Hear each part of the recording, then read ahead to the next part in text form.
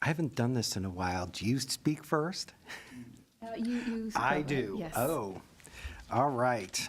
Yeah, Yes. Happy New Year. Good evening. This is the Design Review Board meeting of January 23rd, 2025. Meetings are broadcast live on GTV, viewable on Spectrum Cable Channel 6 and AT&T UVerse Channel 99. Meetings are also streamed live on high definition on the city's website, glendaleca.gov/live, and on YouTube, youtube.com/myglendale, and on Apple TV, Roku, Amazon Fire, iOS, and Android devices using a free app called Cablecast, and choosing Glendale TV. Meetings are also archived on the city's website for viewing anytime at glendaleca.gov/agendas. For comments and questions during the meeting, please call 818-937-8100. Public comments on specific agenda items will be taken when that item is discussed. If you have any questions about matters on the agenda or request assistance, please contact, it's too late to do that now, the city clerk. Why don't we just roll down to roll call? Ms. Lockeroff? Present. Iskanian? Absent. Mr. Simonian? Present. And Mr. Welsh? Present. Great. Report regarding posting the agenda. The agenda for this, for the January 23rd, 2025 regular meeting of the Design Review Board was posted on the city's website on January 16th, 2025, and on the bulletin board outside of City Hall on January 20th, 2025. Next on the agenda is the approval of the minutes from December 12th, 2024. I don't know if you're able to review the minutes, but do we have a motion for, I don't know if you were able to. Perhaps you can make the motion, because I haven't reviewed them. Okay. I'll move to adopt the minutes. I second the motion. Okay. Roll call, Mr. Welsh, Yes. Mr. Lockeroff, Ms. Yeah, Lockeroff, yes. and Mr. Simonian. Abstain? Okay.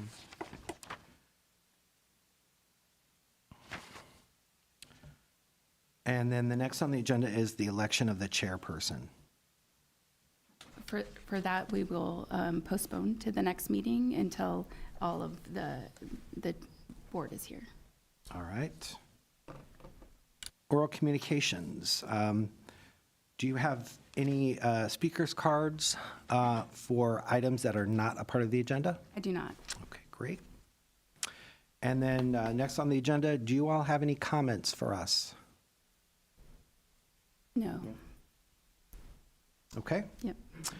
We're down to old business. We have none. New business. Let's start with 955 Avon Oak Terrace.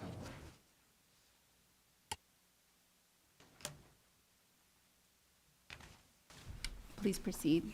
Thank you. Thank you, Chair and board members. This is Planning Associate Eric G. presenting case number PDR 003535-2024. The project address is 955 Avon Oak Terrace. The project is proposing to add approximately 1,030 square foot and change the architectural design of the existing 3,938 square foot two-story single-family residence located on a 42,689 square foot lot zone R1R, District 1. And so subject property is on a corner lot and fronts both the Avon Oak Terrace and Sweetbriar Drive. The Avon Oak Terrace slopes up towards Sweetbriar Drive. So if you can see on the photos on the bottom, if you go along the Avon Oak Terrace and up towards Sweetbriar Drive, the view of the volume changes, where the Sweetbriar Drive, you can see the second story volume reading as a one-story volume. The rear half of the portion of the lot is also an ungraded lot that's going to be maintained. looking at the immediate neighbors as context, we have the two one-story residences in the 2 and 3 bubbles. Those are along in the Sweetbriar Drive where it's the higher slope. Along the 4, if you look at the bubbles of 4 or 5, those residences are the 2-story residences. That also matches the proposed or the existing 2nd-story volume. The styles of homes are also various in the architectural styles as well. So this here is the proposed rendering of the proposed addition and design change. Some of the most prominent features that you can see in the changes are the changes of the roof and the exterior finish materials. Looking at the floor plan, we can see the addition. Highlighted in the red is the addition. So above is the existing floor plan, and the bottom is the proposed. On the left is the 1st story, and then the 2nd story on the right. And then the photos are showing the story poles that are installed to show the outlines of the additions. So we have these 2 additions on each end. The bigger volume on the northern, western end, or the east end, and then a smaller volume in the east, where the entry is, to filling out the recessed portion. And here we see the roof, the roof plan on the right as well, changing from the rock and gravel hip gable roof to a flat metal roof. Looking at the section, we see again how the elevation changes on the one end of the street, and as opposed to the other end of the site, where the 2nd-story volume is almost to grade of along the Sweetbriar Drive.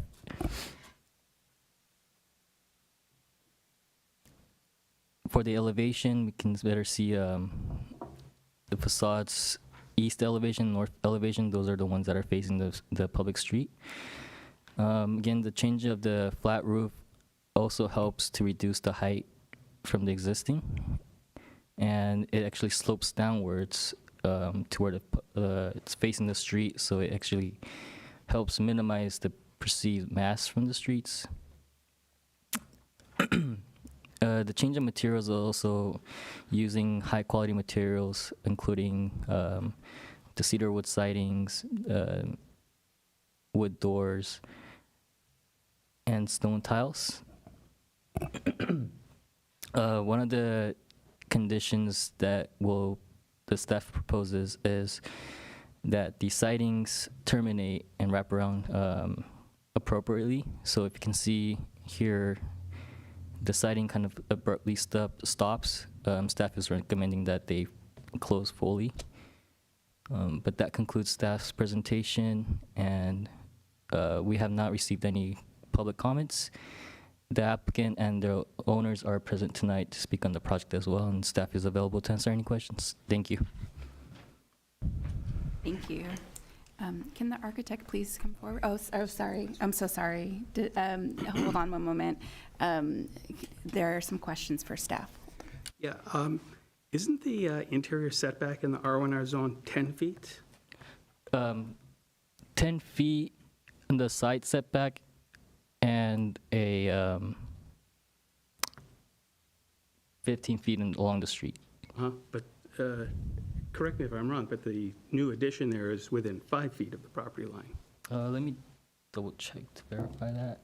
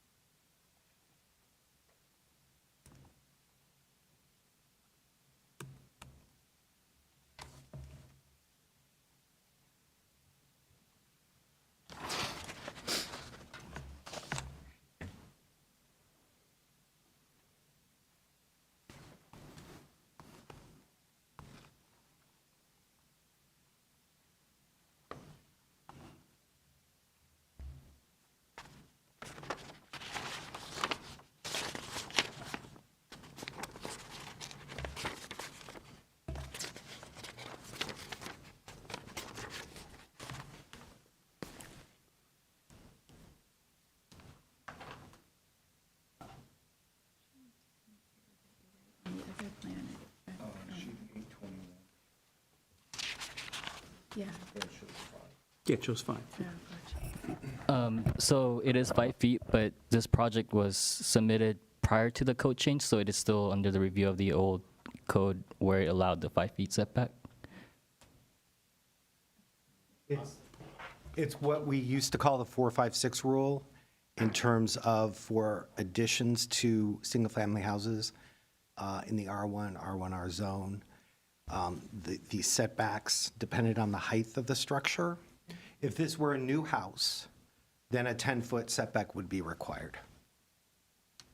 I see, okay. So because it's a remodel or an addition, only 5 feet is required because it's a one-story addition. And R1R for the interior setback. Correct. We would base the required minimum setback on the height of the house. And again, this was because it was submitted prior to the code change. It was under review at the time, and so we're reviewing it prior to the code change that took place on April 30th. Okay, so I have a follow-up question. The 456 rule that you're referring to, can you give us a little more feedback on that or details on that? Well, that was a, that regulation is no longer in place. The 456 rule was for, okay, let me step back. In the R1R zone, new single-family houses require a 10-foot Right. minimum interior setback. An existing house in the R1R zone that is less than 20 feet high previously could have had a 4-foot setback. Between 20 and 30 feet, the addition could have had a 5-foot setback. And then above 30, the addition could have had a 6-foot setback. That's no longer the case. That's what the planners used to kind of colloquially call the 456 rule. So new houses had different setbacks than most existing houses in R1R zones that proposed additions. Okay. Does that Okay, help you out? fair enough. Okay. I had another question, though, that I didn't, unless I missed something, I didn't see a landscape plan in the submission. Is there a landscape plan that we just didn't see in the packets?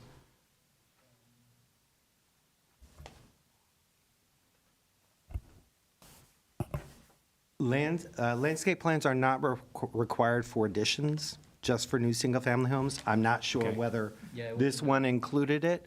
Sometimes staff receives them. Sometimes we ask for landscape plans as a condition, but they're not required for existing homes that are just additions. Okay, but it's still within our purview to ask questions Sure. about that? Okay. Yeah. All right, very good, thank you. Thank you. Do we have any other questions for staff? Okay, great. Then we'll open up for public comment. Can the architect please come forward? Thank you. Welcome. Please state your name. Yeah. Danny Eshed. Okay. You may proceed. If you wanna- Okay. Yeah. Well, first of all, thank you for having this meeting. I would like to ask Eric to upload the updated rendering of the street view.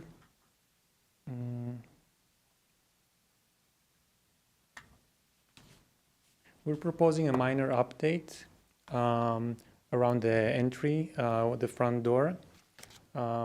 We believe that although the majority of the building is slanted, the roof is slanted towards the views, because the bottom has the stone cladding, which is horizontal throughout the project. We believe that it's better to continue the horizontality of that first floor around the front door as well, as opposed to having a slanted roof above the front door. We also think that the front door should illustrate the entry in a more straight way. So the orientation of the roof should be also horizontal where the front door is. So it's a very minor update to the rendering that you have right now. And hopefully we can have it up on the screen.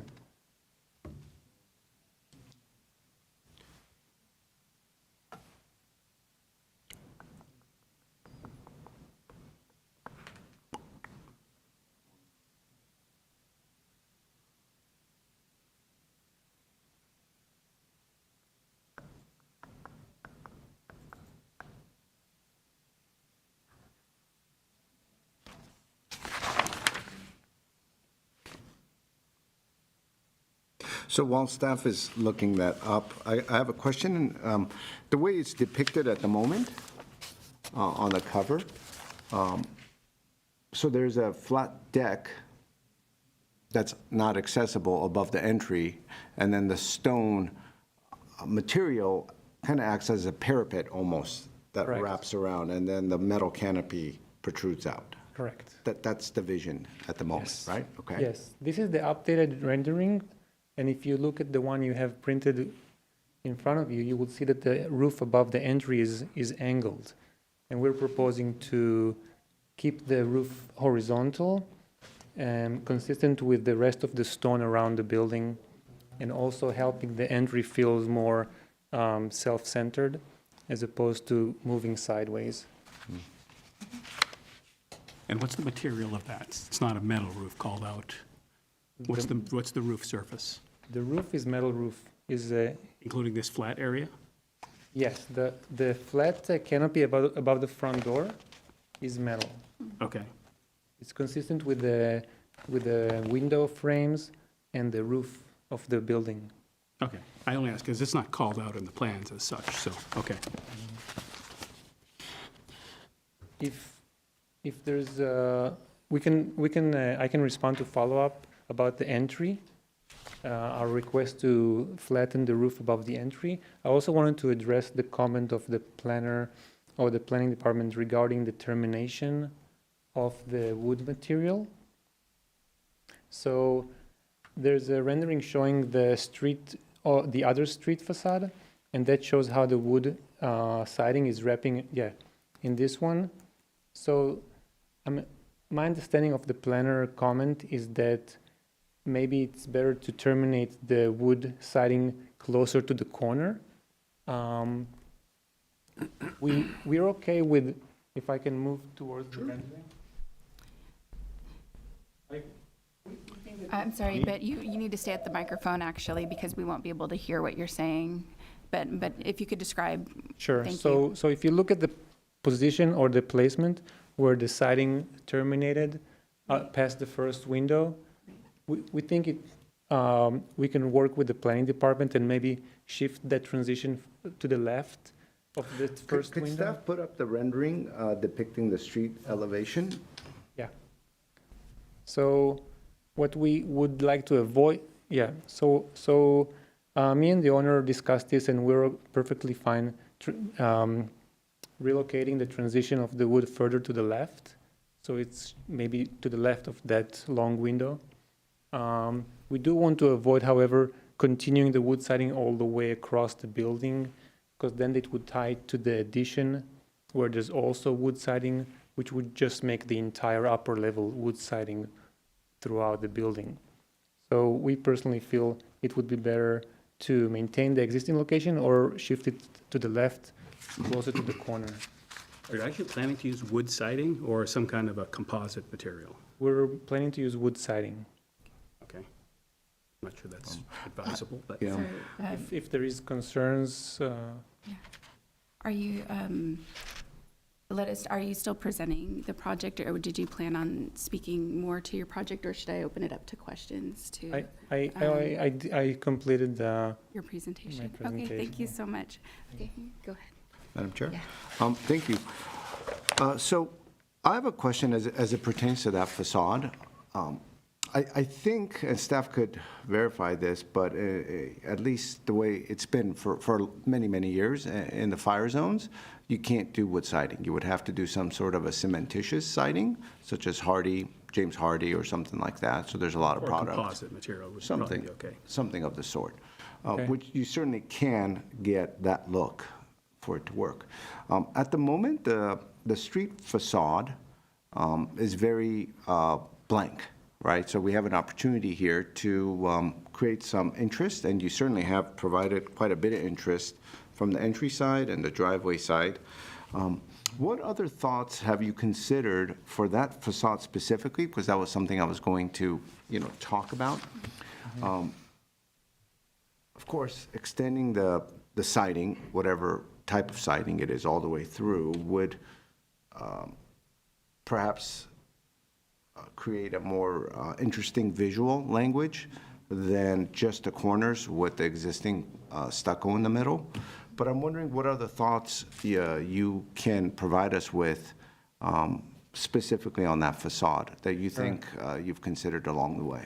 Yes, so we're considering adding landscape along the building with plants and trees. And in addition, we're considering adding light fixtures to the facade. So lighting and landscaping. Would you consider, for instance, slightly furring out the wood elements from the, I think part of our challenge is seeing them in the same plane, the same materials in the same plane. But Correct. is that something you considered, is bringing one a little bit forward or back? Yes, I think moving the wood further forward would be a good idea, and we can incorporate that. Is the existing material stucco that I see. So your idea is to maintain the existing stucco, but then to basically fur out this siding in those areas? Right. Okay, well, we could discuss that. Thank you. Thank Okay. you. I'd like to ask, so it does not appear that there are any overhangs on the roof. Was that done intentionally, that there is to be no overhangs? Yes. Can you explain why? Well,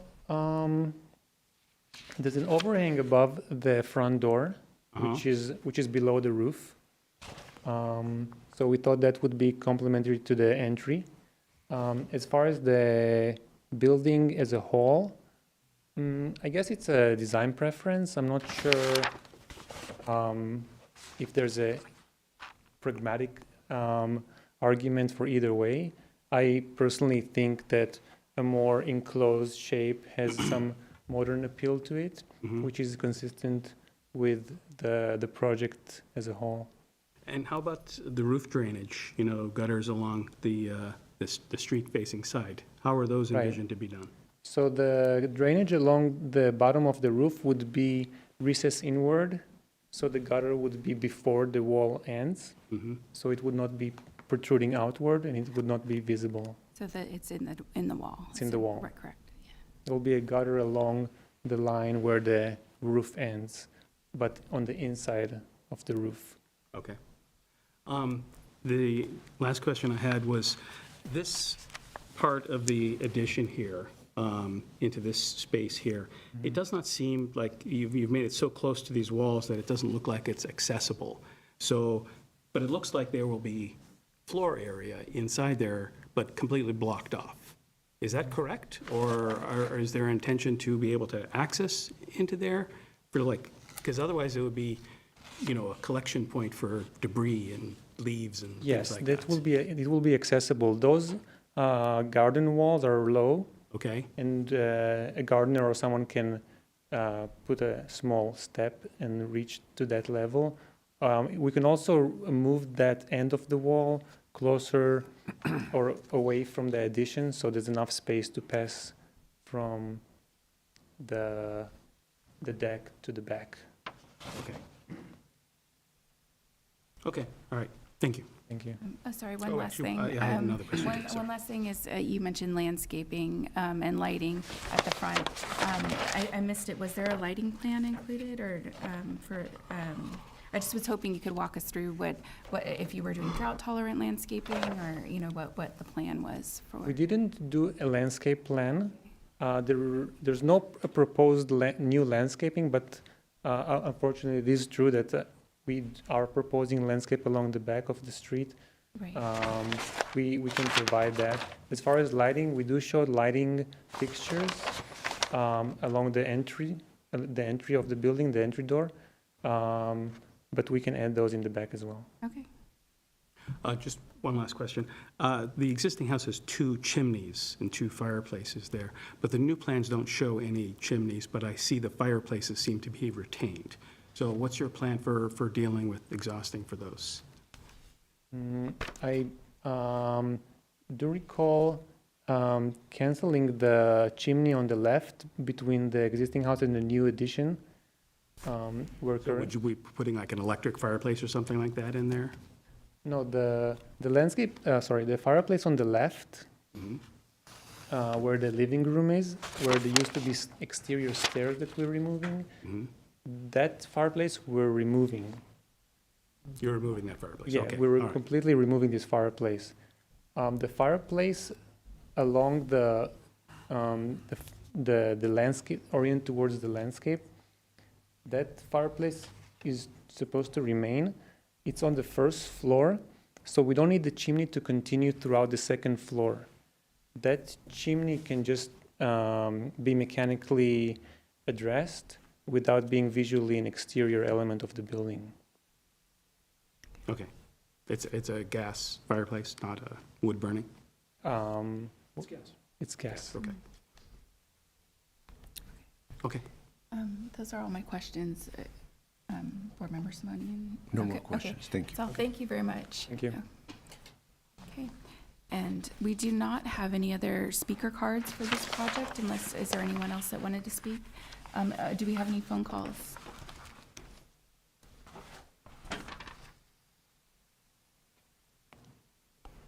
We did not. Okay, great. Well, at this point, we'll close the public portion of the hearing and it open up for deliberation. Board Member Simonian, did you want to? Thank you, Madam Chair. Overall, I think it's a nice design.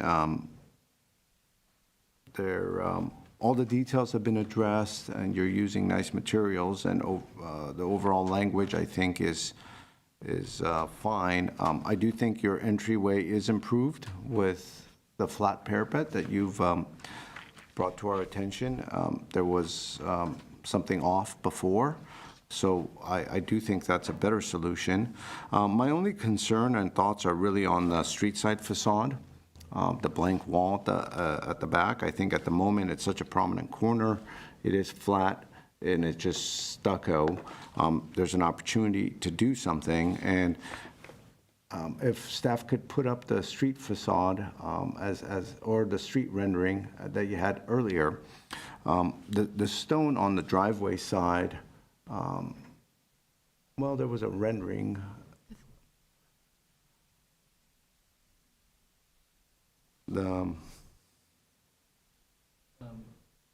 There was no When the rendering, but- presenter was speaking, you had Oh. a rendering up, if you could find that same one. And I'll just continue while staff is looking that up. And so there's stone veneer Right. that stops at the corner, and then there is the stone veneer that's depicted there stops at the corner. If you would put up the rendering that when the gentleman was speaking on the other street side. The one-story. It was just the elevation. Okay. Yeah, this rendering, if you would. We only have the elevations for that, but I could pull Just that if you up. would on the cover, just zoom in on this. Oh, okay. Yes. And so the stone terminates at the corner, and then we have the stucco sliver at the bottom, and then, of course, the stucco at the rest. I think that is going to be an unusual detail, and it'll just seem not as thought out. And so I think we have an opportunity here to address that. One thought can be is to kind of not have the siding come as far down and the stone to kind of continue across of some way or shape or form, or to continue the siding all the way to the ground and take it all the way over. Now, if we take it all the way to the ground, there might be an unusual situation on the stone side, on the left side. But that's something I would think would help as a condition to readdress that facade. I think it's a nice material, and if you're putting it in and you have it on both sides, maybe take it all the way through. So that was my only concern. Besides that, I think it's well thought out, well done. And I think I'll look forward to maybe collaborating with the board on that thought. Thank you. Okay, thank you. Board Member Welsh? Thank you, Madam Chair. Yes, I largely agree with Board Member Simonian. When I first saw it and compared it to the existing conditions, I'm all, oh, this is a much more pleasant look. It reminded me of Sea Ranch, when I first looked at that. It's like, oh, very, very nice sort of style. I agree the change of the roof structure over the entryway is an improvement. I applaud that. I definitely do not think that a wood siding is appropriate, especially given the wildfire situation we have just lived through. And yeah, it's that one facade that really was troubling me a little bit. And I wondered why you didn't add more windows, because really just the master bedroom is really what's behind most of that blank wall. You could have easily added more windows in there, added light from the second side of the room. I think that would have been perfectly fine as a possible solution.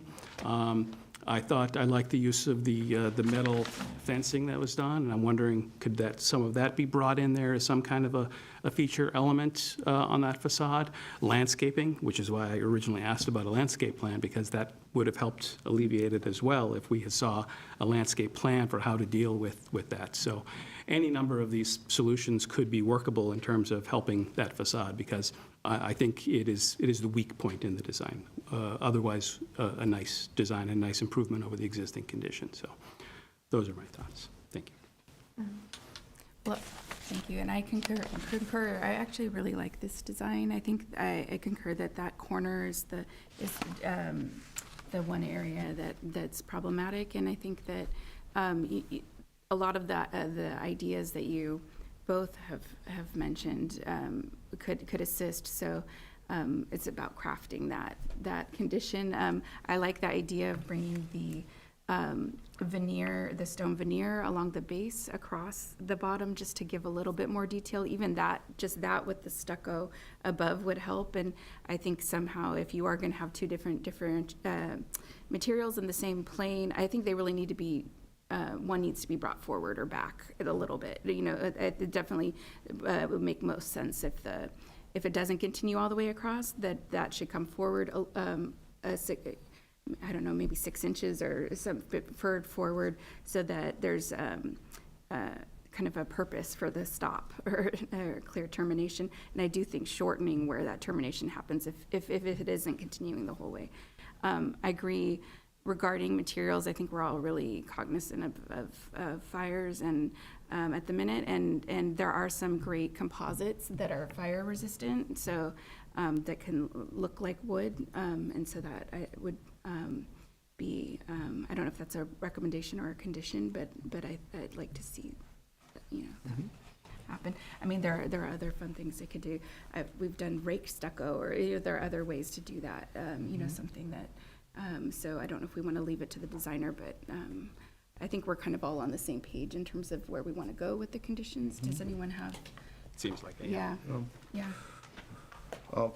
Perhaps we could recommend 2 conditions. One is the siding shall be some sort of a fire retardant composite material as a condition. Or cementitious. Or yes. cementitious. There can be so many, yeah. And then the second would be a condition to I don't want to say redesign, but restudy the street side facade by either extending the stone veneer across, Right. or repositioning the siding by taking it all the way across. But Or adjusting the planar characteristics of it, so Or you adjusting fur the it out a plane so little it's furred bit, out. or a combination thereof. That sounds So I think some sort of a condition like that would help. So perhaps staff could read back their understanding of that condition, and then we can move forward. So the first condition would be to have the siding material be cementatious or fire-resistant material. And then condition 2 would be to restudy the design facing the street along Street Briar Drive, whether it's extending the stone or wood material across, or furring out, or a combination of both. And one thing I'd like to add to, if I could, is doing so, changing the material without abandoning this color palette, because I do think that's one of the really beautiful things about it is the palette. So, and it does suit the hillside, the guidelines that we follow. So, I would like to And if I- qualify that change. Yeah, and if I with could its- qualify yeah, it a little bit, yeah. that I think restudying the windows as well should be open for consideration. I Yeah, don't know why they consideration. didn't add more windows, but I wouldn't be opposed to that. I would think that would help also break up, the sort of blankness of the Right. wall. Right. That could be a rather than a condition, a recommendation, or. I mean, it could Yeah, be just yeah. part of the It's a same combination study, thereof. Right, right, restudying right, it. that could assist if they chose. Okay, right. So I'll move to approve the project with the 2 new conditions. One is the siding being cementitious and fire retardant. The second is, as we described, restudying that facade. That would be my condition and my motion. Okay, do we have a second? I'll second. Okay, great.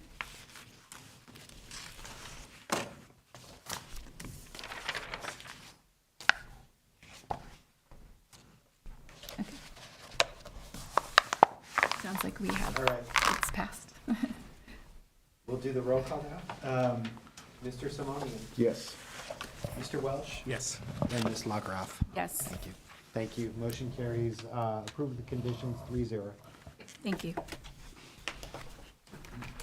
Good luck.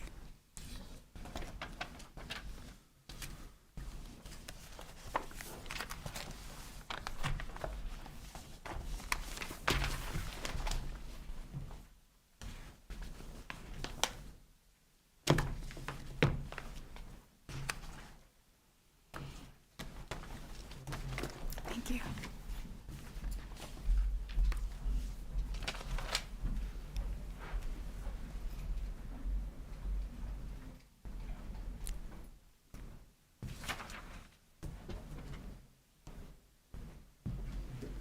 Are you ready to proceed?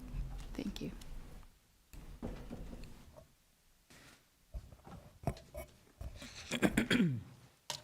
Thank you, Chair and board members. This is Planning Associate Eric G. again, presenting for design review case number PDR 004139-2024, located at 1425 Beaudry Boulevard.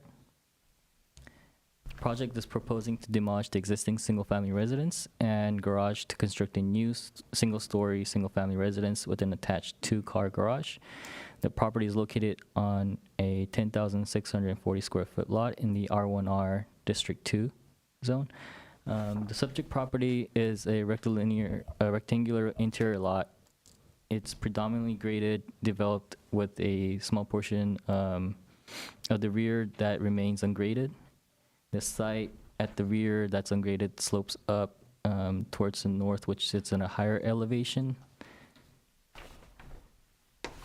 And for the neighborhood context, the immediate neighbors along the street consists of various designs as well, and various scale in terms of there's 2 stories and single-story volumes throughout the street. There's so this is the proposed rendering, which features a gable roof, stone veneer, smooth stucco with some accents of wood that matches the compatibility of the neighborhood. The color scheme is also taken from the existing home as well. On the left is the existing site plan, and showing on the right is the proposed. Part of the scope of work is to replace the circular driveway with the singular driveway, and it will maintain somewhat of the existing driveway apron, and it will maintain the same slope as well. To the back is where you can see the grading, particularly the new pool equipment in the back. Some other features is that there are 3 protected trees in the rear and 1 city tree in the front.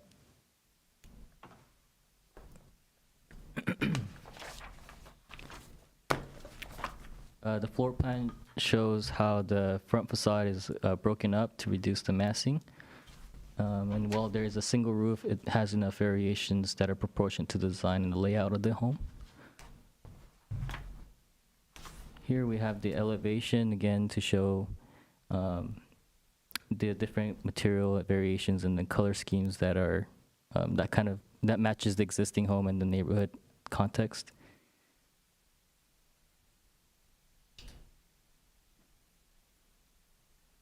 Showing the section, the longitudinal and latitudinal sections. The height is approximately 16 feet, 16 feet from grade to roof pitch. And the proposed materials also using high quality materials such as a stone veneer, wood, the wood fascia for the above the garage, and the wood doors and wood fencing that complements the overall design. So staff recommends approval with the following condition: to follow the recommendations of the submitted arborist report and the requirements of the Urban Forestry Department to ensure that the existing protected trees in the back are maintained during the construction. So the Urban Forestry Department provided 3 comments or 3 recommendations. The first 2 haven't met, which is to provide the arborist report and call out the trees that are existing on the site on the plans. And then the third recommendation or requirements is to apply to and obtain to the perform work near street tree and indigenous tree, which will be obtained following the approval. Per the submitted arborist report, it is recommending that a competent consulting arborist to perform and or supervise the following tree protection measures for the street trees, including the pre-construction meeting, site considerations, tree pruning, major roots, excavation near protected tree, erosion control, hardscape removal and replacement, patio construction, cleaning leaf canopies, and if there's any damage to trees to be reported to the consulting arborist, job site monitoring and post-construction evaluation, and as well as the protected tree fencing. And on the right, we see the photos of the trees that are in question. And that concludes staff's presentation. The applicant and the property owners are present tonight to answer any questions, and staff is available to answer any questions as well. Thank you. Thank you. Do we have any questions for staff? No. Okay, I don't have any questions. Okay, great. Well, then we'll open it up to the public portion of the hearing. Can the designer please come forward, or applicant?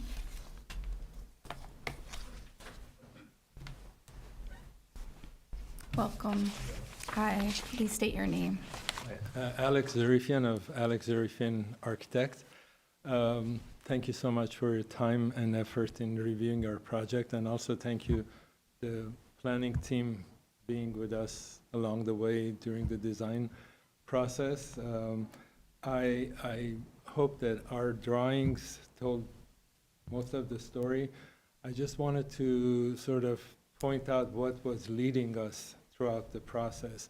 I think I live like a block away for the last 26 years, I think, and this has been the way to my house. So I'm very familiar with almost every house on the block.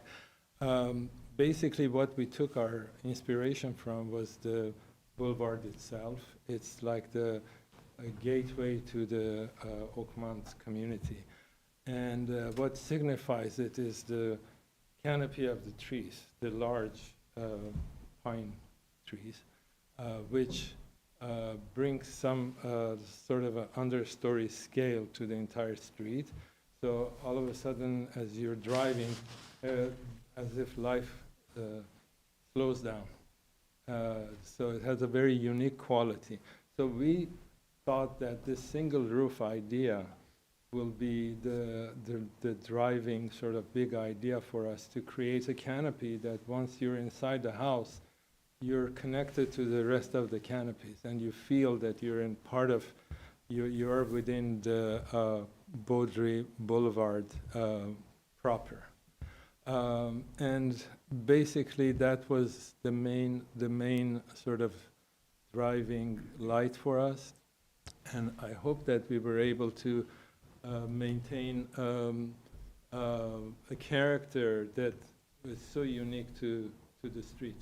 I think it's one of the streets that you have to maintain the character is this portion of Baudry, because it's been like that for, I think, forever, since maybe for the last 50 years, I would say.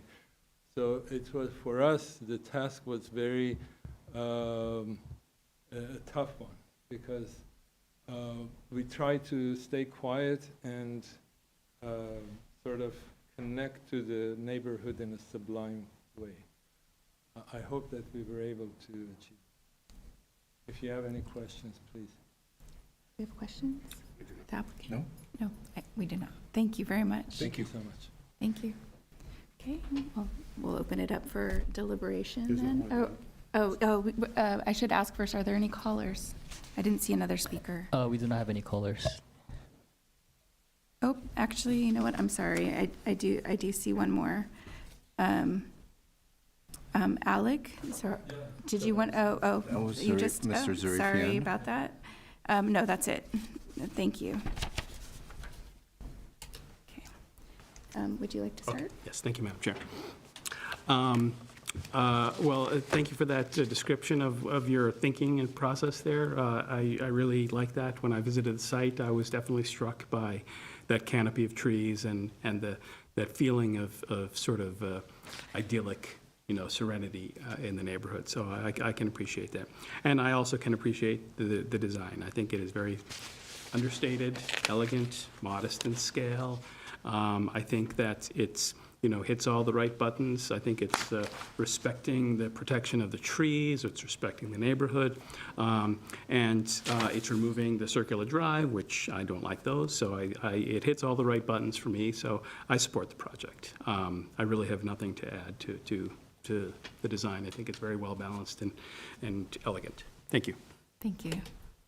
Board Member Simoni. Thank you, Madam Chair. I completely agree. I think it's a beautiful design, and thank you for presenting it as well and giving us your feedback and your thoughts as to the premise of your design.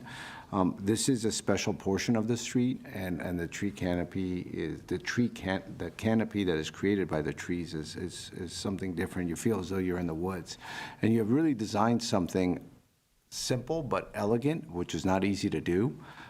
That just works. So everything is proportionally correct. The window sizes, the roofs, the proportions of the entry and the garage and the driveway, everything just comes together and it looks so harmonious and pleasing. And that is not easy to do, as you said. It does take effort to do that because there's always something missing where you look at it. You go, I wish I could change this or that, but this just feels right. And the materials are well thought out. I think that stone veneer will look really good. And everything else that you've proposed is going to be a good integration of your vision. I also completely appreciate and thank the owners for really keeping it as a one-story. It certainly makes our job easier, and I think it's going to be a very enjoyable house to live in. It's going to live really well. The second-story stairs could be troublesome, and so this is a great home to enjoy for many, many years. So I completely support it, and I wouldn't add any conditions. I think it's just done perfectly. Thank you, Madam Chair. You're welcome. Yeah, completely agree. I think it's a very beautiful concept. I loved hearing about that, and well executed too. I agree that it's the balance, it's fantastic. So I think no conditions other than the ones set forward by Urban Forestry. Do we have a So with motion? that, I'll move the project for approval with the one condition as stipulated by staff. Now, you second? Okay, great. Congratulations. Yeah. All right, this will be a roll call to approve the project with conditions. Mr. Welch, Yes. Mr. Simonian, Yes. Ms. Lockroth. Yes. Thank you. Motion carries 3-0. Congratulations. Yeah.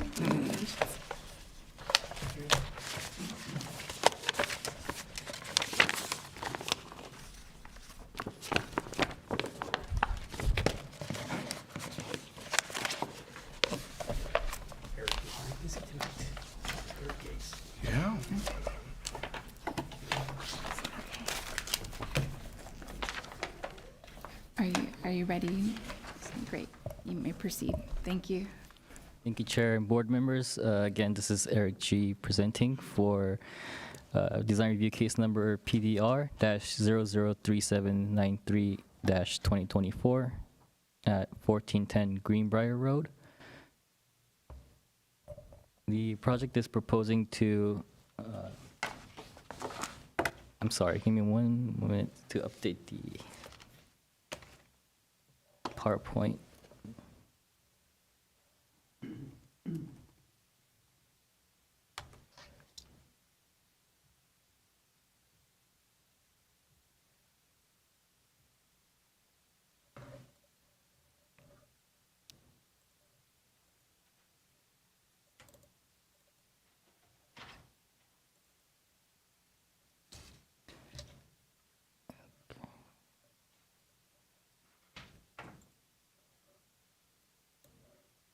Okay, apologize. Okay, so the project is proposing to demolish the existing 2,597 square foot residence with 419 square foot attached garage and construct a new 3,411 square foot single-story, single-family residence with a 437 square foot detached garage on a 11,242 square foot lot in the R1R zone, District 2.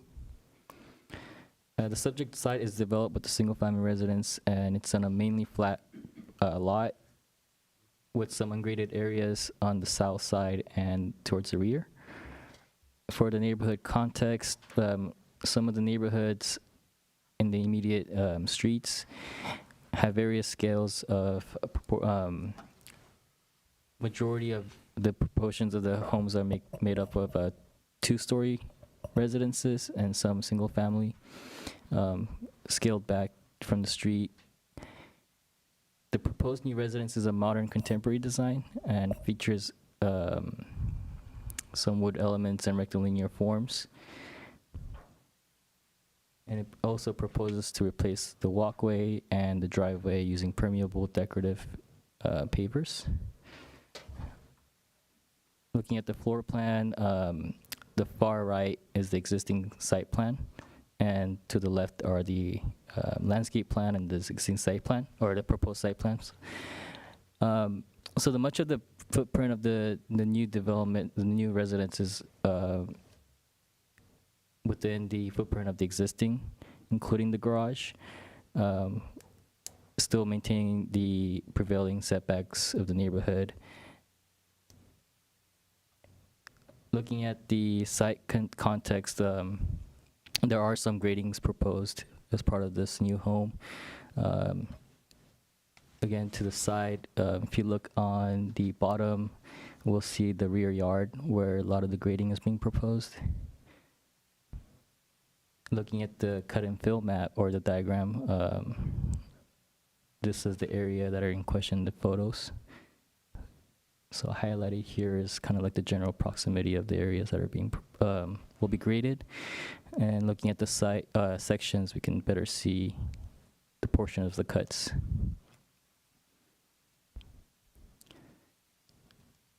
The floor plan is a modest single story with a detached garage so that the garage can maintain its to preserve the existing driveway. And looking at the elevations, the design of the linear forms from the roof projection and some of the vertical elements with variations in the materials help create a more compatible design. The overall height of the building is measured approximately 16.67 feet from the lowest point of the grade, so the massing is proportional with the neighborhood as well. And the design is also featuring the use of high-quality materials. That includes permeable pavers, and so the recommendation for this is to revise the plan to show that the stucco matches the main house on the new retaining walls that's visible from the street, that's highlighted in the red. But staff recommends approval with the conditions. So. And that concludes staff's presentation. The applicant and the owners are available to answer any questions, and staff is available to answer any questions as well. Thank you. Thank you for your presentations. Thank you.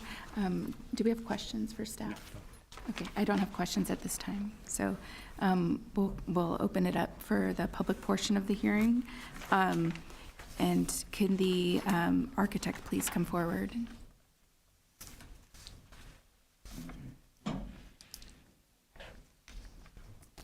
Hello, please state your name. Welcome.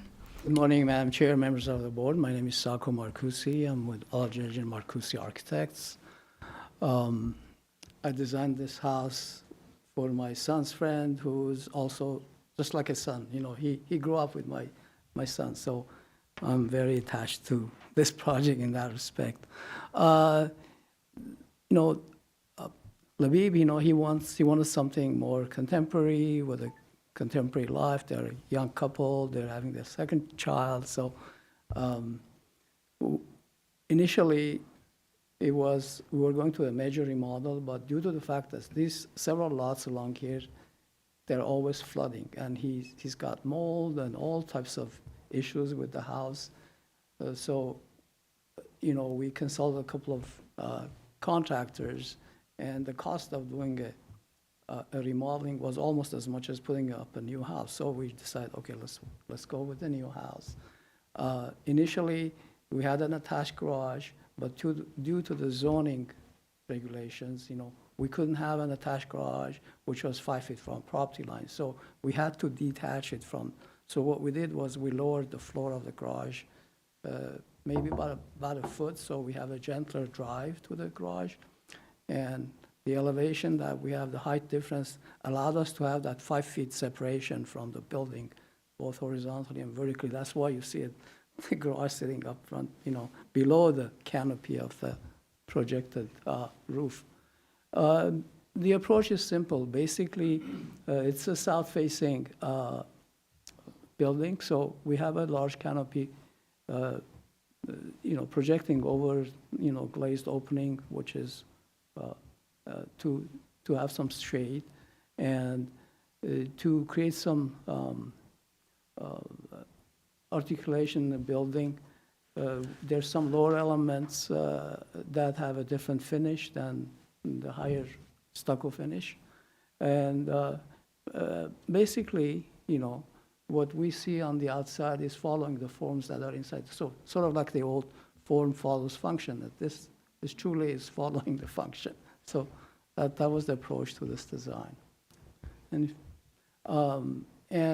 the grading is due to the fact that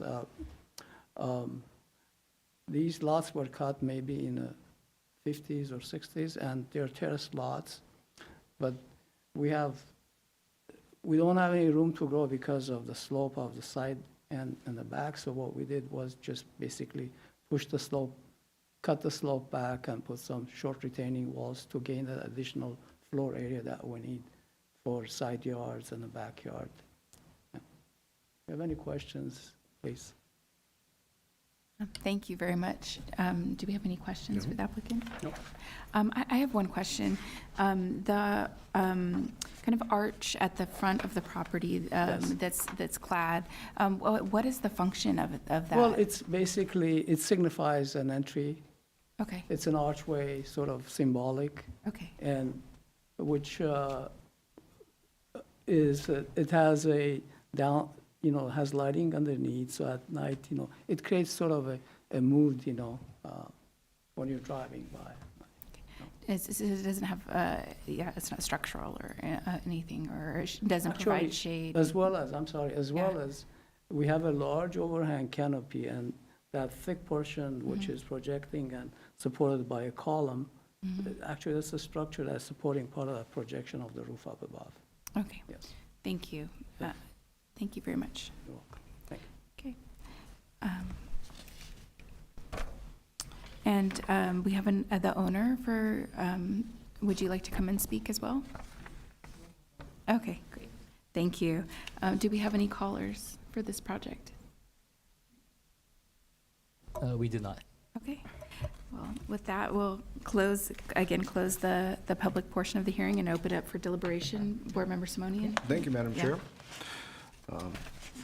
Everyone's making things easy for us this evening. So far, we've had 3 projects that are well-designed, and this is one of them as well. I drive by this home all the time to go to my parents' house, and it's a unique street because it's sloped. And as you get up into the street, there are larger homes, but this area, they're all sort of low-slung homes now, and this one will fit in quite nicely. I like the design language. I like the way the shapes are creating an interesting visual, especially in a narrow site. So that entry archway that supports the canopy, coupled with that almost like porch in the front that has the same arch material, creating some visual interest. And I think those coupled together make a nice building entry. The detached garage is a good thought. The way you've integrated it as a detached structure, lowered it to create a more usable driveway, while at the same time,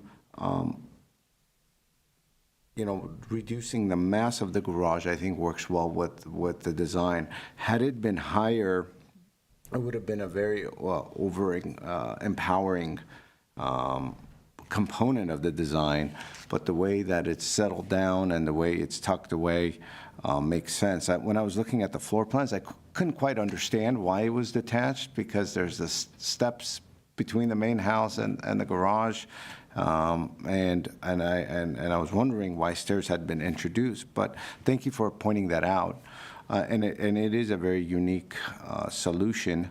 And I don't think we've seen a lot of homes like this. It's reminiscent of the older homes in Atwater and Silver Lake, et cetera, that are hillside, that have these detached structures for garages that are lower.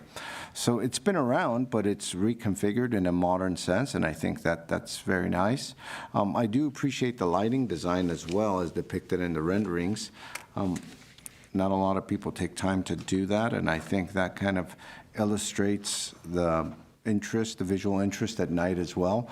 A lot of the homes on this street have beautiful lighting, by the way, so there's a lot of people pay attention to the lighting, and so I'm glad you did that as well.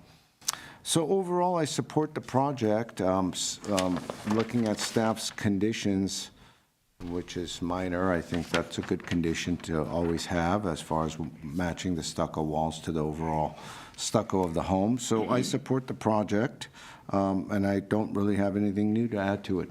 Thank you, Madam Chair. Thank you. Board Member Welsh? Thank you, Madam Chair. I concur. I support the project. I think it was definitely let me call it an unusual decision to detach the garage in modern design that we see all the time, but I think it's the correct one.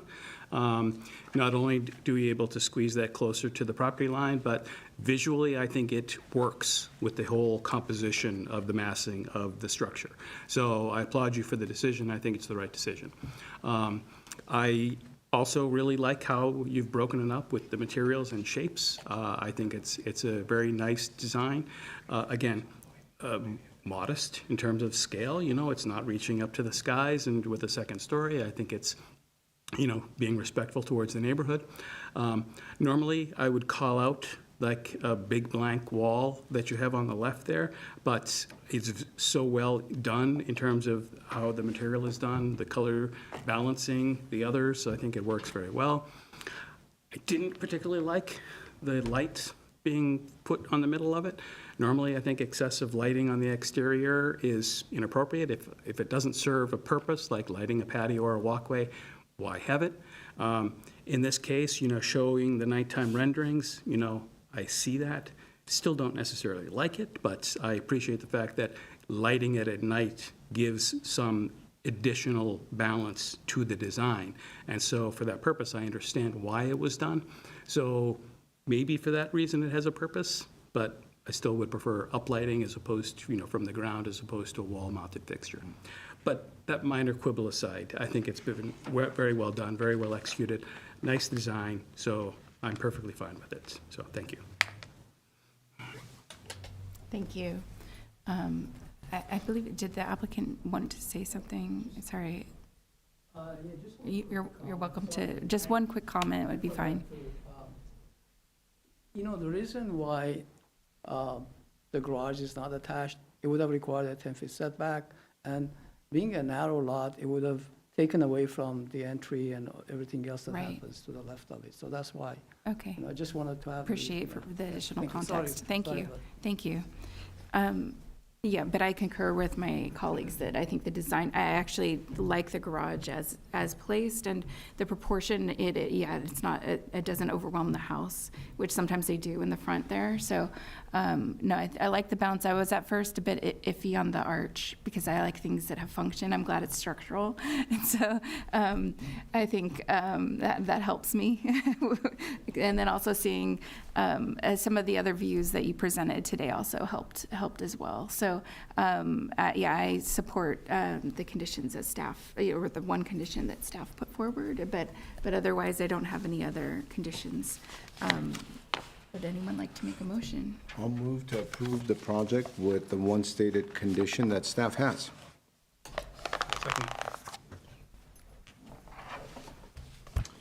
All right, a motion was made to approve the project with one condition. This will be a roll call. Mr. Simonian? Yes. Mr. Welsh? Yes. Ms. Lakaroff? Yes. Great, motion carries 3-0. Congratulations. I was going to ask staff, would you like a break at all, or? Just maybe a couple minute Yeah, break. why don't we take a 5-minute break or so that you can, it's a lot for you to present so many. Thank you. All right. Let's see. The calls are here. Yes.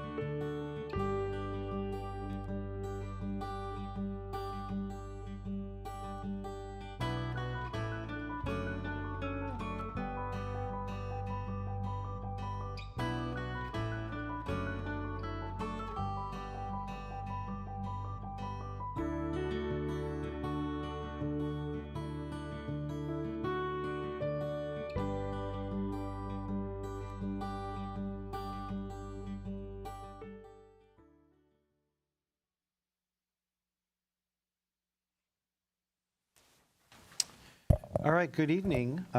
The last item on the agenda this evening is a new automobile dealership building for the Subaru dealer located at 1308 South Brand Boulevard. The site is 38,282 square feet. It is located on the southeast corner of Brand and Cypress. The site is owned CA, which is commercial auto. And what they're proposing is a 5-level building, which will be about 100,011 square feet. Just real briefly, the first level, and I can go over this again, which is 31,000 square feet, will include the showroom, sales, consultation offices, service write-up area, parts storage, back-of-house uses, and service drives. The second level, about 15,000 square feet, will contain parts storage, training rooms and offices. The third level at roughly 33,000 square feet will include parts storage and service bays. The fourth level at roughly 32,000 square feet, and the roof levels will include parking. Solar equipment is proposed on the roof. Part of the project is to demolish the existing 12,000 square foot existing dealership building, as well as a 6,200 square foot commercial building located right on the corner. The project is exempt from SEQR review as a Class 32 infill exemption. And then just as an aside, the applicant recently received approval of an AB 2097 parking reduction.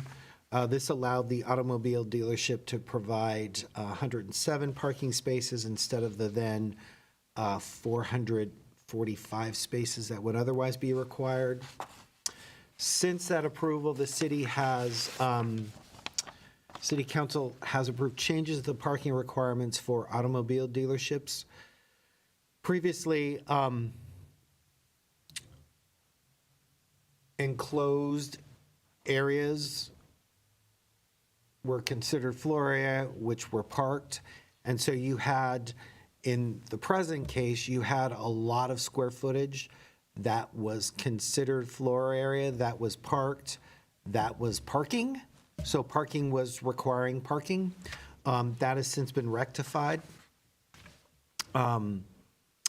There are no changes to the existing building on 1322 South Brand, which is the site sort of south of what we'll be looking at. So site contacts, the site is outlined in red. The northern portion of the site here is where we are talking about.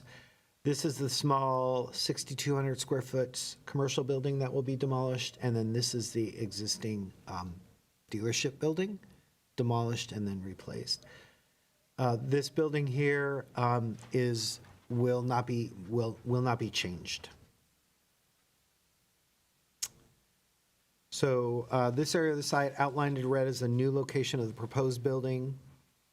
And you can see the outline of the existing building that will remain. So the new building will take up the majority of the site.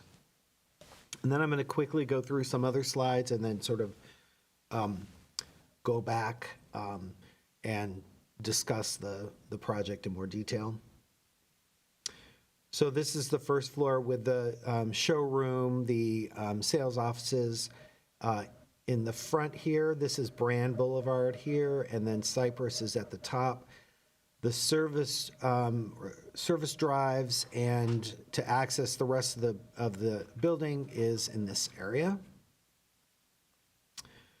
Second level includes some parts storage and some offices. The third level are service bays. Fourth level is parking. Fifth level parking. And then this sort of delineates where the solar equipment will be on the roof, here and here. This is the Brand Boulevard elevation.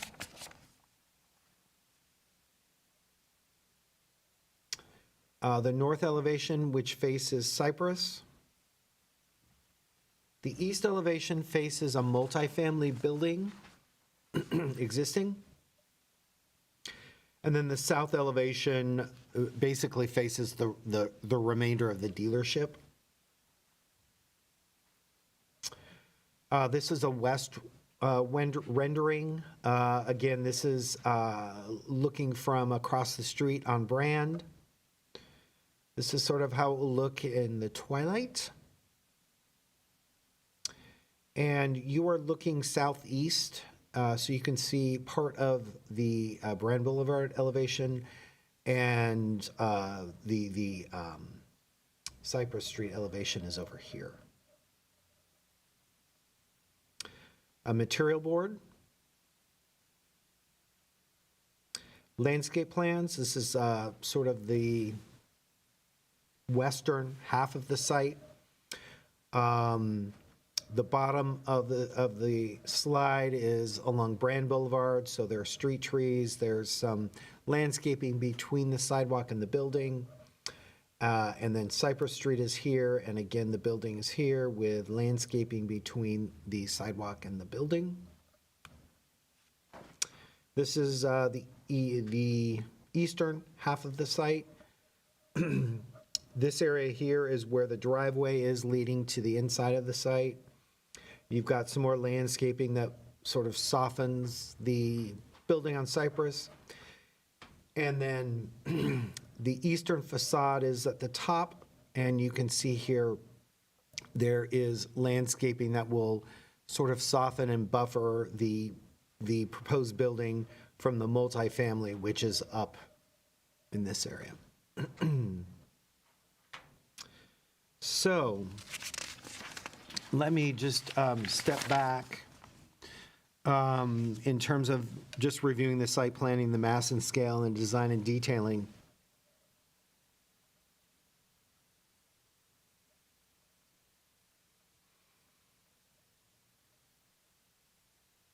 So staff believes that the proposed site planning for the project is appropriate as evaluated in the commercial design guidelines. The site planning of the Subaru building and the dealership is very similar to other large dealerships on Brand Boulevard. There is little street setback, and landscaping is proposed to buffer the building from the street right-of-way, as I showed you on the landscape plans. The board should, however, consider substituting a palm tree for another Brisbane box tree to provide further buffering on the Cypress Street elevation. And let me, that is right about here, I believe. Let me go to the landscape plans and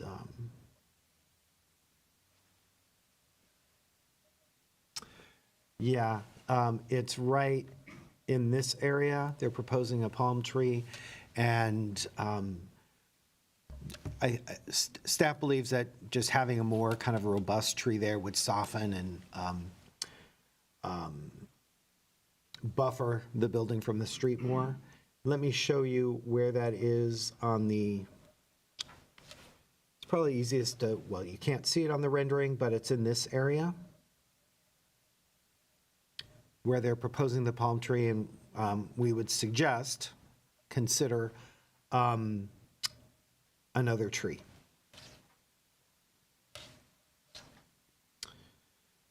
So getting back to site planning, there is significant glazing at the Brand Boulevard facade, as you can see here. Sweet bay trees are proposed along the eastern facade of the building, adjacent to the multifamily development. That is important. You know, this building has no openings, which is a good thing to minimize noise from the dealership, but it's a big facade, and there is area between it and the multifamily site to install some landscaping. So consistent with the commercial design guidelines, Decorative paving shall be provided within the first 20 feet of the service drive. And where I'm talking about there is the service, this is Cypress up here, service drives are here, and so within 20 feet of this area, there needs to be decorative paving just to signal there's a automobile pedestrian interaction zone that, you need to slow down and be aware. I have made that a condition of approval. It is in the design guidelines, is something that applicants should do. So similarly, with regard to mass and scale, staff believes that mass and scale of the project is appropriate. As I mentioned before, mass and scale is very similar on this project to other large dealerships in the area. From Brand Boulevard, massing is mitigated with the use of storefront glazing, and you can see that here along the whole frontage. And then also there are various building materials. You've got the glazing, you've got a Lucabond, you've got this tile here, and then you do have an opening on the, I believe, 4th level, just to, break up the mass a little bit. And then also, as I've mentioned before, the eastern facade adjacent to the multifamily buildings has some nice landscaping. Then finally, the project's design and detailing is appropriate. The contemporary building uses various materials to reinforce the style. The main pedestrian entrance to the dealership is appropriately located on Brand. I'll bring that up. So the main pedestrian entrance is here. The board should consider requiring installation of decorative paving sort of in this little area, just to further enhance the project and further delineate the entrance. And then just staff recommendations. Staff is recommending approval of the project with 2 conditions and 2 considerations. The conditions are decorative paving shall be installed within the first 20 feet of the automobile entrance exit driveway on Cypress. And then ensure, and I didn't talk about this yet, ensure that all the changes in material break at the inside corners rather than outside corners of the building. That may very well be the case, but sometimes in these buildings, it's hard to sort of determine. So that's a condition. 2 considerations. Consider eliminating the palm tree on Cypress and instead plant another Brisbane box tree. And then the final consideration is to install decorative paving at the pedestrian entrance to the project at Brand Boulevard. So that concludes my presentation. If you have any questions, I will be happy to try to answer them. Thank you. Do you have a question for Yes. staff? Okay. So, Roger, correct me if I'm wrong, but didn't we see a version of this dealership submitted to us maybe a couple of years ago? You probably have seen one. I've seen 3 or 4.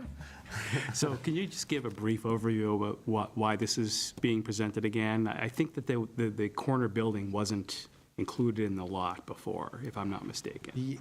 Yeah, the previous rendition, the owners of the site obtained ownership of the corner Okay, site. so now we're incorporating that, the demolition of that into Right, this. right. I mean, the last one you saw was also a very large building, but it, that corner building was maintained. It was a different design, and probably the architect can explain it better. There was, what was the? Jewel box. The jewel box, yeah. There was a kind of a jewel box element at the front, which they have eliminated in this design. I'm hoping this is the last time that you will see the proposed Subaru dealership expand?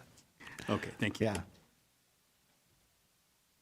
Board Member Simonian, do you have any questions? No, but I have some questions for the For the architect. applicant, great, okay. Well, then, we'll open this up for the public comments, and can the architect please come forward and state your name? Hi, welcome back. Thank you. Bill James Architects. Can you go to that corner perspective? Yep. So the size of this and it's a big box, right? It's dictated by the program, which is dictated by corporate Subaru. And we have to meet those marks in terms of square footages for each component of the program for an incentive, financial incentive, which makes the project doable. So there's a few things that I would have liked to have seen of pushing things in or out, but I can't. So let me point out, the tower is that's one of the big Subaru branding elements, that slate tower.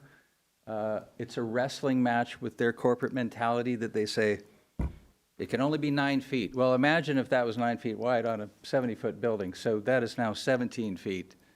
And that was a wrestling match, but I got them to go with that. The entry element, which looks kind of small in a 5-story building, it's actually much larger than the normal entry element, that Alucobond element.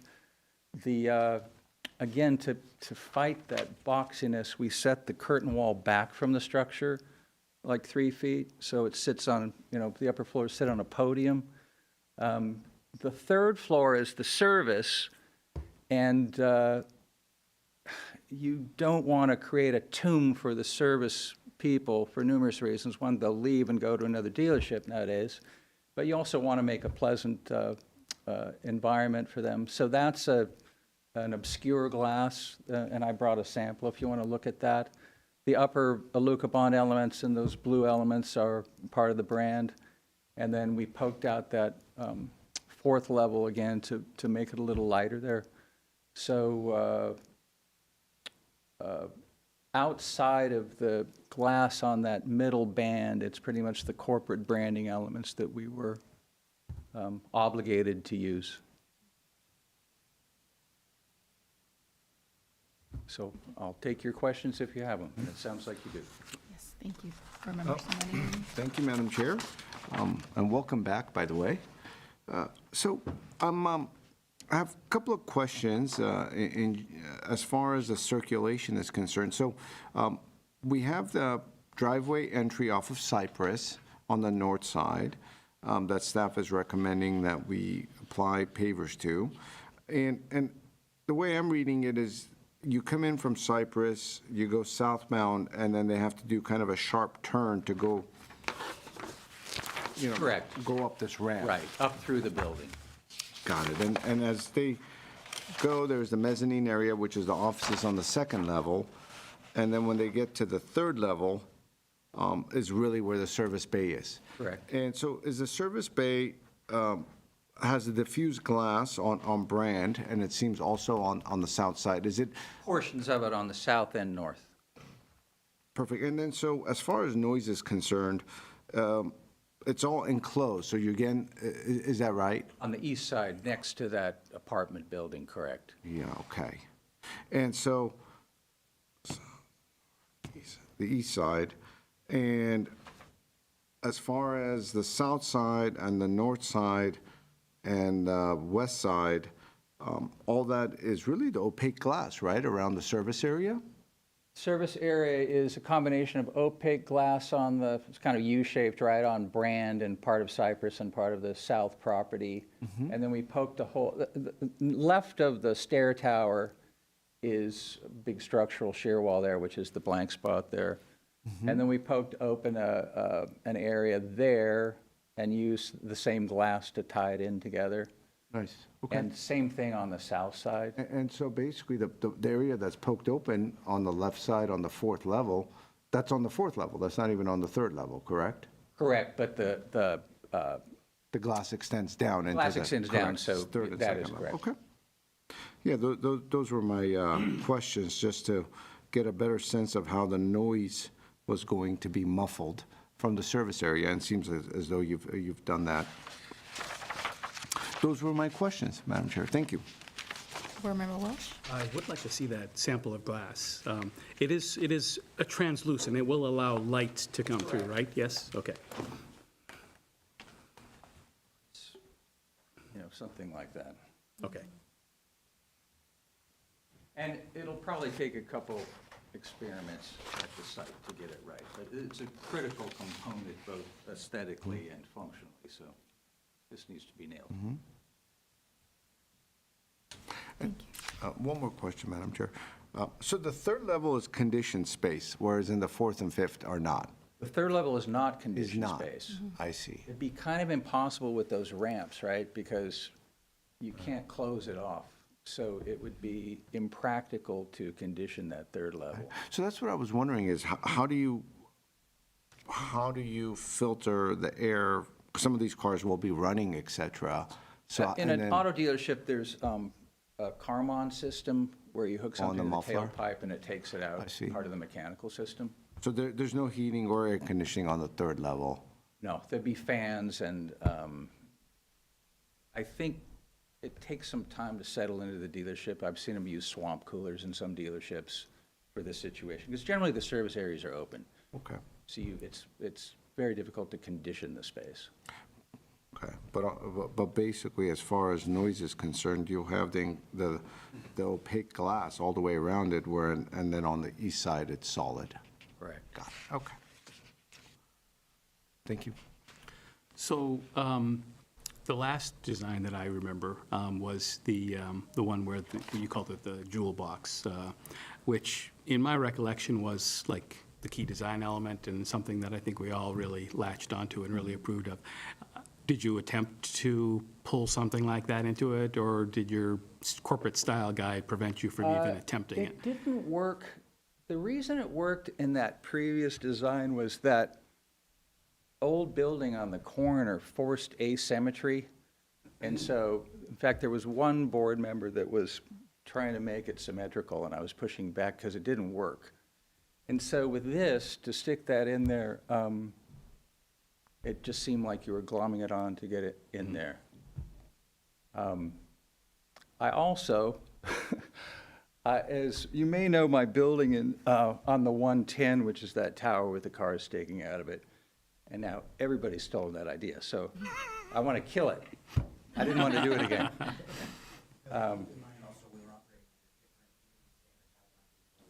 Right.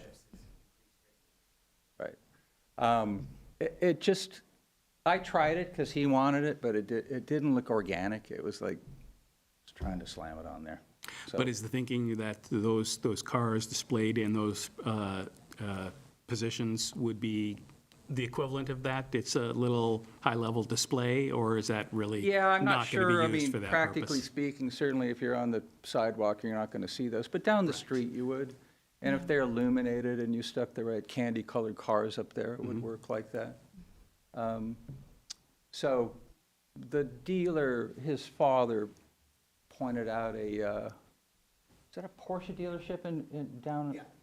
Right, that had a similar thing, and he brought that to my attention. And if that was solid, the building would look much clunkier, so I think it works having it open like that. It does. you know. It's a tricky building. I that- would like to pop that entry out just a little bit more, but I can't do it. There's just no room to do it.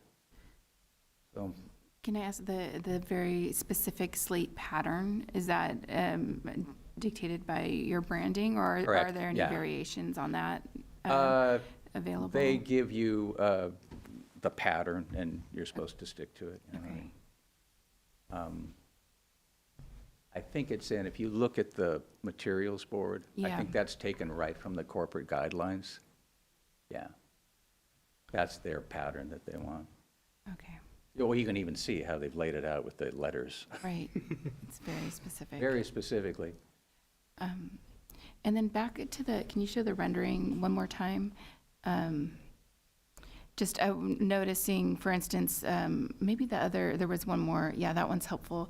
I don't, there's, for instance, under the word Glendale, there's a round column and below it is a square column. I don't know, I'm just getting a little hung up on the column, the various column shapes. Is there any? No, I mean, it's, kind of, you're all designers, right? yeah, You get a feel for something? yeah, The corners are square, the bottom's square. It seemed a little lighter to put the ones in the middle. yeah. Round. No, I think the round ones are great. I was wondering, did you consider the end ones on the top being round as well? I'm Just sure I did at yeah. one point, and It just didn't work out balance. it seemed to land better for me this way. Okay, I mean, if somebody insisted on making them round, I would. Then It it didn't have a big yeah. effect, and it kind of settled with me as square. okay. And then in terms of the tree recommendation from staff, they had mentioned, instead of the palm tree, is there any reason that would be? That's yeah, fine. that's fine for you. Yeah, I mean, not having a tree there would make the dealer happy. right. The idea of the palm was to try to tie those existing the palms, corner. but of course, we'll probably be way gone by the time they get that tall. But that was the original idea of the palm, and I think, to be honest with you, at some point it was abandoned subsequent to that landscape plan, because it isn't shown in the rendering. I think it just crowded that corner. Yeah, And I think arguably any tree crowds that corner. right. Well, why not put the tree front of the concrete blocks? The stair tower, Yes. Because then you won't clutter your glass and you won't clutter the visual aspects of the interior. And you still I get don't have a tree. big problem, any of these tree issues, I don't think anybody has a problem with. There's not a Maybe lot that's- of room that's there, just, and I I think, seem is to an issue. recall there's a giant footing there for that tower Oh, I see. that might make it difficult to Not a lot of space do there. some planning. See how the property line jogs right there, too? It's weird. Yeah, actually, I'm not sure there's landscape area Right. in front of the stair tower, or between the stair tower and the sidewalk street. Okay. Yeah, it's weird how the street gets wider right at that point. Sidewalk jogs there for some reason. Do we have any other questions for the applicant? Okay. Well, thank you so much, and, yeah, thank you. Thank you. Do we have any call, that was my last We card. and- do. Okay, We have one caller. okay. Angelique Hello? Berger? Hello? Angelique? That was my last card. Hello? We have one caller. Can you maybe reduce the volume on your TV Or muted. or mute Hello? it? Hello. Yes, hello. Hi. Sorry, I couldn't hear you. Hello? Can you please mute the volume on your TV? Absolutely. Thank you. Am I able to be heard now, sir? Yeah, we can hear you, but there's an echo. Hi. Good afternoon, Madam Chair and Design Board. My name is Angelique. I live here with my children in this building that they're talking about over here on this small building. We've lived here for 7 years. I watched my daughter learn how to walk up those stairs here in this building, and I just feel, a little bit anxious about the, possibility of the, demolition of this building. I live here with my kids, and it's such a beautiful building. I don't know if anyone has seen it. It's just got so much sentimental value to me and my children. There's also a small business underneath, Victory Barbershop, and they have given back to the community so much. Even now with the recent fires, every single one of their haircuts, the proceeds have gone to fire victims, and they even have an apprenticeship barbershop, program that they do for young barbers in the area. And I totally understand the expansion of businesses and things like that. I totally understand that. I just feel kind of, sideswiped by this. And It just holds so much sentimental value for my home and this neighborhood. And I guess I just also want to know, if there, there was so much construction the last 4 years. Next door was the Toyota dealership. Then across the street, I believe, is a Honda dealership as well. And I've talked with the other residents too up and down the street, and we just want to preserve something in our neighborhood. We love Glendale. Both of my kids are going to the schools here, and so it's just been a little bit unsettling. But I just wanted to mention that we do live here. This is our home. So that's basically all I wanted to say. Thank you so much for hearing my voice tonight. Thank you very much. Thank you. Do we have any other callers? We don't. Okay, thank you. And now, if would you like to rebut or say anything? If so, come forward to the microphone. I think she's talking about, is she talking about the brick building that we're demolishing? Yes. I have great sentimental feeling to old buildings and old brick buildings. It is not historically protected. Maybe that's unfortunate, but it's not. So my apologies to the caller. Thank you. As long as you provide a speaker card. Afterwards. Afterwards, you can come forward. Hi. Welcome. Please state your name. My name is Daniel Arshadi. I represent the dealer. Obviously, we very much empathize with their situation. Unfortunately, we're kind of, as dealers, we're often beholden to what the manufacturers are requiring of us. And, she had even mentioned that there's so many constructions going on.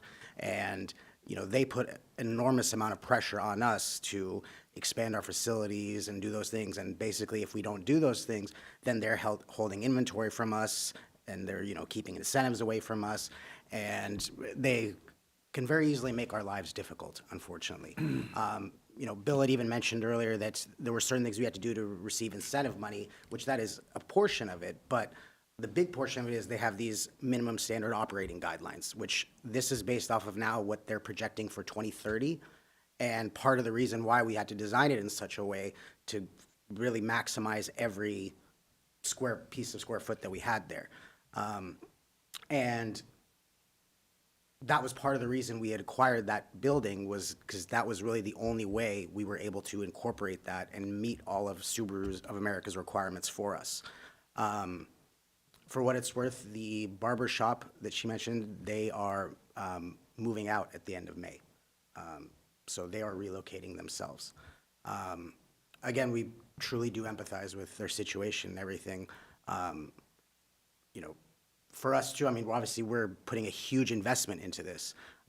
And if there was a way for us to be able to reduce the scale of that and still be able to meet the requirements that are put forth for us for the manufacturer, we would do so. But on some level, our hands are tied a little bit. But thank you. Thank you for the explanation. Thank you. Okay. Well, now we'll close the public portion of the hearing and open it up for deliberation. Board Member Welsh, do you want to start us off here? Thank you, Madam Chair. Dealerships are hard because, you are driven by a certain set of guidelines, which, you have this book, this corporate master that tells you what you must do, and you don't have a lot of leeway, and it kind of puts us in a tough position because we really, I can't argue with you on any of the things that are done here, but I think I get the sense that you might have done some things differently. I might have liked to see you do some things differently, maybe a little bit more creative and outside the box, but, I understand the predicament. And that having been said, it's not a bad design. I think it's nice. It's well balanced. The composition of the whole facades are generally good. I do like the way that you sort of opened up that third floor and exposed it. If you could do something with some jacks or something to get those cars a little bit more visible so that they're part of the display, I think that would be a nice little touch, but obviously I'm not going to require anything like that. I'd like the idea of the obscure glass, the translucent glass there to allow light into those service bays, because, you know, you don't want to be under artificial light all day long, so having some natural light in there will be good for those people who are stuck in there working all day long and with no air conditioning or heat. So I appreciate that. I agree with you about that, the entryway. It seems to shrink in relation to the tower.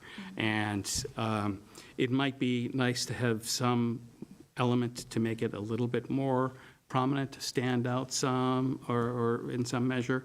But again, it's clearly, you know, you're struggling against a corporate master there that has their dictates, and it's not, I don't feel strongly enough about it to make a case for it, but if I hear other people coming alongside, maybe we can craft a condition for that. But aside from that, you know, I think it's fine. I live very close to here. I go by this all the time.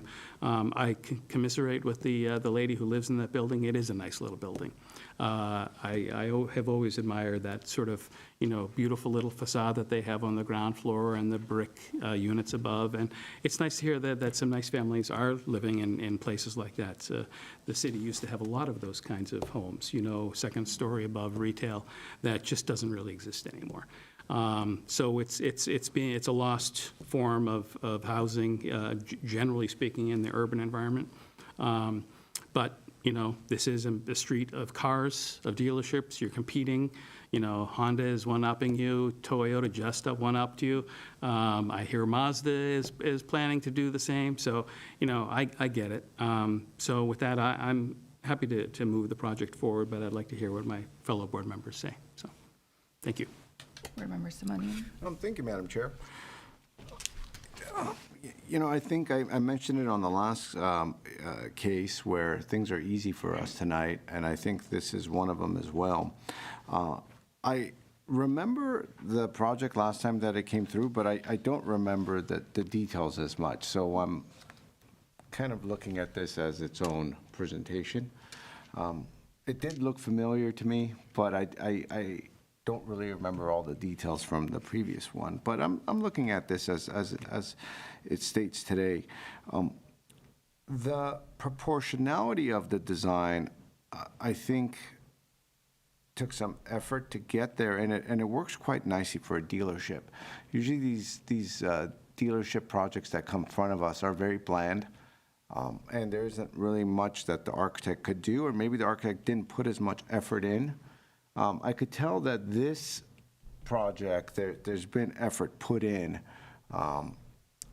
and I think it works for several reasons. One is the lightness of the fourth level where it opens up, and the way that is combined with the dealership below and the opaque glass, and the way the opaque glass kind of screens the service area, muffles the noise, etc. I think is a nice touch. It actually has quite a bit of a, and I hate to say this, but it has some Renaissance proportionality to it. I mean, you look at it, and the way the columns and the proportionality of it and the height of it and the opening of it, I think is well done. I thought the round columns were a great touch, and I think the project could benefit if they're all round. Personally, I think it does lighten it up quite a bit. It's not as edgy, and it just would be one more layer of kind of thought that I think, or differentiation, that would even make it more appealing. The circulation of it, I think, works well, the way it's accessed from Cypress, and I know some of that just has to occur. The staff's comments and conditions, I think, work. I personally don't have a preference on the type of tree, if the palm trees are there, and if they want to be extended as palm trees on Cypress as well, I think that's fine with me, so I'm not as much of a stickler on that one condition. I think it's nice that the roof deck has solar panels to help offset some of the energy costs, and in a way of kind of providing some shade for the upper areas. So overall, I think as far as dealerships go, it's a good project for us to consider. The only thing I would add would be to swap out the square columns as round columns. But besides that, I have no other comments, Madam Chair. Okay. Thank you. Thank you. Yeah, I can, first off, I appreciate the caller. I do empathize, but I also, it was great hearing your feedback. I'm glad that the barber is already moving and found a place. But overall, I think your board member Welsh was correct. The doing a dealership is tough, and I think the solids and voids you've created are nice, and really it does remind me of kind of a modern Renaissance in terms of the proportionality. And I concur. I would love to see round columns, just because I think it would add kind of a more forward thinking and more consistency too. But I'd say that was the only thing. I wish I could change the slate pattern just to modernize things a little bit. Maybe a consideration if they do alter their branding in any way or have other slate options. I think that would be the one thing, is just to kind of modernize things a little bit with a different slate pattern. Would be my other. And I'm open to another entry, but I'm similar. I think I'm okay with it as it is with the entrance. And I think that's it. I think really just the columns are the primary one I'd like. Oh, and the tree, I'm not stuck on having the box tree either. I think the continuation of the palms makes sense to me, so. Can I ask a clarifying question? When you're talking about the round columns, are you talking just on that fourth level, or are you talking about even at the ground level? I think I would be happy with it even just at the fourth level, so that it was kind of, it's going back to the Consistent at Renaissance. each level. You have like one layer that's Doric, Corinthian, and it just makes sense to me to have it be the same. I could do either way, so maybe just we could phrase it in a way that it's open to the. I mean, it might be nice to have the square columns at the bottom, Yeah. more heavier base, and then lighter upper columns, so therefore they're round on the Yeah, upper level. I would agree with that. I'm Yeah. not sure that the round would On the work as bottom, well and it at would the be base. harder to do. Yes. Honestly, okay.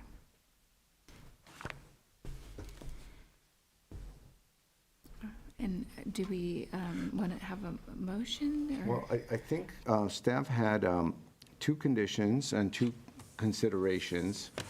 First condition was the decorative paving on the first 20 feet off of Cypress, which seems to make It makes sense. you completely. The second condition also ensure that all changes in the material break at the inside corners rather than outside corners of the building. That makes sense. So, and it seems as though we would add a third condition saying the upper level columns shall be round.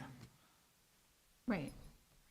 And considerations, consider eliminating the palm tree on Cypress Street and instead plant another Brisbane box tree. I'm okay, well, that's a consideration anyway. Yes, it doesn't matter either fine. way. They can. And then the last consideration, which is the second consideration, is consider installing decorative paving at the pedestrian entrance to the project at Brant Boulevard. I'd almost like that to be a condition, actually. I don't know about you all. I would but agree, yeah. Okay. Okay, fine. Yeah. So we would keep staff's two conditions. We would add a third condition stating that the upper level column shall be round, and then also the second consideration shall actually become a condition. Okay. So with that, I move to approve the project with the stated There was also conditions. consideration about altering the slate pattern at the front facade. Oh, yeah. If they want to, I mean, yeah, if they, I don't know. Right, how it's a to- yeah. consideration. Another consideration. Consideration, so it leaves some flexibility, but yeah, if they're. I'll ask. Yeah. Okay, so I'm clear on the conditions and the consideration. This will be, I'm sorry, did someone make a motion? Art made the motion, and Oh, I'll I'm second the sorry, motion. thank you. And you seconded it. This will be a roll call to approve with conditions. Mr. Simonian, Yes. Mr. Welsh? Yes. Ms. Laparoff? Yes, Great. Motion carries 3-0. thank you. Thank you. All right. And Madam Chair, I will make a motion to adjourn. Oh, do you second the? Yes, Okay. absolutely. Great. Yes, Thank it will you. be an We are interesting next closed. 16